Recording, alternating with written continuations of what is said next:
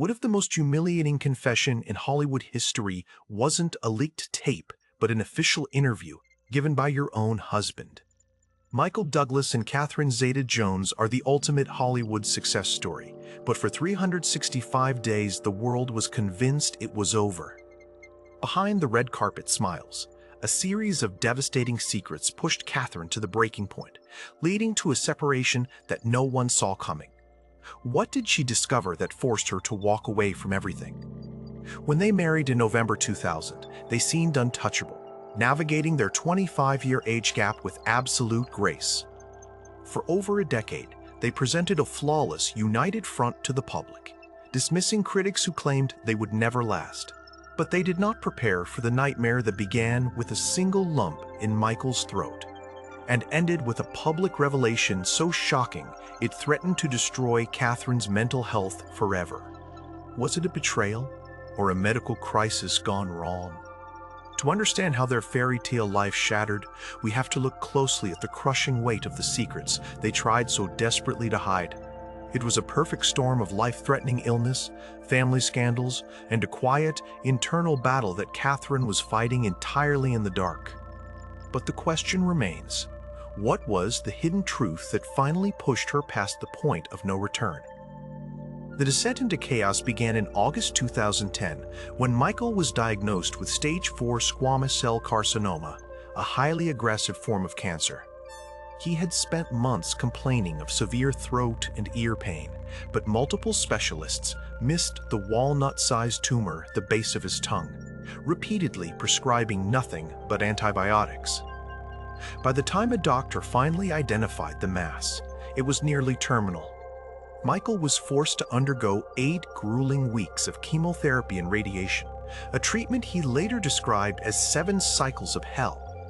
Catherine stood by him through every single moment, putting her own career on hold to act as his primary caregiver. She managed his medications, shielded their young children from the terrifying reality of their father's deteriorating health, and kept up a brave face for the relentless paparazzi. But the immense pressure of watching her husband slip away, combined with the stress of Michael's eldest son Cameron being sentenced to 5 years in prison for drug charges, began to take a quiet, devastating toll on Catherine. By early 2011, the cracks in her composure could no longer be hidden. The world was stunned when Catherine checked herself into a mental health facility, courageously revealing that she had been diagnosed with bipolar II disorder. She explained that the extreme stress of the past year had triggered severe depressive episodes, and she wanted to speak openly to reduce the stigma. But just when Catherine thought the worst of the emotional storms had passed, Michael sat down for an interview that changed everything. What did he say that devastated her? It was June 2013, and Michael was promoting his role as Liberace in Behind the Candelabra. He had recently been declared cancer-free and was feeling ecstatic, viewing his survival as a literal rebirth. During an interview with Zan Brooks of The Guardian newspaper, the journalist asked if Michael regretted his years of heavy smoking and drinking, which are traditionally believed to cause oral cancers. Michael's response was shockingly candid. He said no, because without wanting to get too specific, this particular cancer is caused by HPV, which actually comes about from cunnilingus. The moment those words were printed, a global media frenzy erupted. Because HPV is a sexually transmitted infection, Michael's statement carried a deeply embarrassing implication. The public began to ask, who did Michael contract the virus from? Was he publicly blaming Catherine for his life-threatening illness, or was he admitting to a secret history of infidelity? The humiliation was instant and overwhelming for Catherine, a proud Welsh actress who valued her privacy and dignity above all else. She was suddenly the subject of crude late-night talk show jokes and invasive tabloid speculation. Imagine waking up to see the world analyzing your intimate life, debating whether your spouse contracted a sexually transmitted disease from you or someone else. Ask yourself, how would you react if your husband exposed your most private details to millions? Tell me in the comments. Would you have walked out immediately or tried to save face? As the public circus intensified, Michael's team rushed into emergency damage control.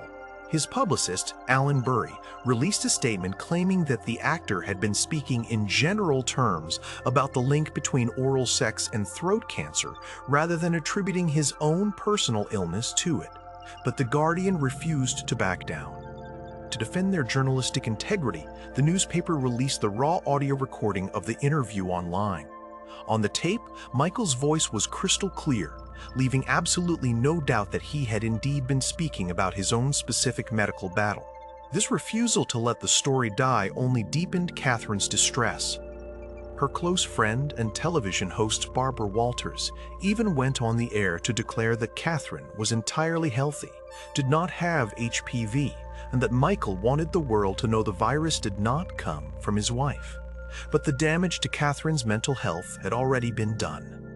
The stress of the public scandal, combined with her ongoing battle with bipolar II disorder, pushed Catherine to the limit. Just months prior to the interview, in April 2013, she had checked herself back into a treatment facility for a proactive maintenance program. She was doing everything she could to stabilize her health, only for her husband to thrust her into the center of a vulgar global debate.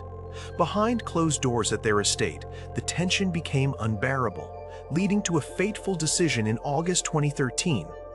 The public was told they were taking a break, but inside sources whispered that Catherine had already packed her bags, determined to end the marriage for good. But what was the final straw that almost made the separation permanent? The final straw was the realization that their entire life had become a series of exhausting public performances and hidden secrets. For 12 months, Catherine and Michael lived completely separate lives. Catherine retreated from the Hollywood spotlight, focusing entirely on her mental health and her children. Michael, meanwhile, traveled to film festivals and award shows alone, facing a barrage of uncomfortable questions about his missing wife. During this year of silence, another layer of deception was unmasked.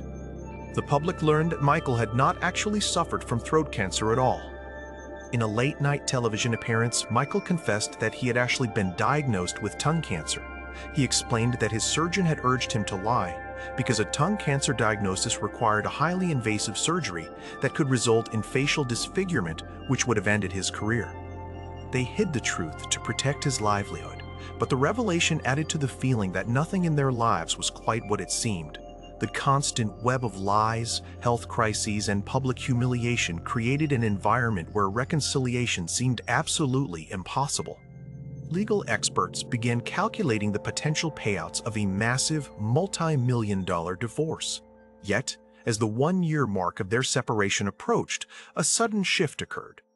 What changed in their private conversations that made Catherine decide to give Michael one last chance? The answer lay in a quiet, mutual realization.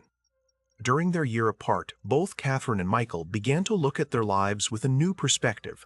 Michael publicly expressed profound regret for the embarrassment his reckless comments had caused Catherine and her family. He admitted that their separation was a necessary wake-up call, stating that they had a little bump in the road, but that a marriage can only be saved if both people want to make it better. Catherine, having successfully stabilized her mental health away from the toxic glare of the media, realized that the bond they had built over 13 years and the family they shared was worth fighting for. They had survived cancer, prison sentences, and psychiatric crises together. They chose to ignore the tabloid predictions and quietly moved back in together in late 2013. Their reconciliation proved that even the most severe public storms can be weathered when two people choose vulnerability over pride. Today, they remain one of Hollywood's longest-lasting couples, their bond stronger for having survived the breaking point. But the mystery of what truly happens behind the closed doors of celebrity marriages remains. How much of their public stability is real, and how much is a carefully managed illusion? Share your thoughts in the comments below. If you want to dive deeper into the hidden drama and secrets of Hollywood's most powerful couples, make sure to subscribe to the channel and check out the next video on your screen right now.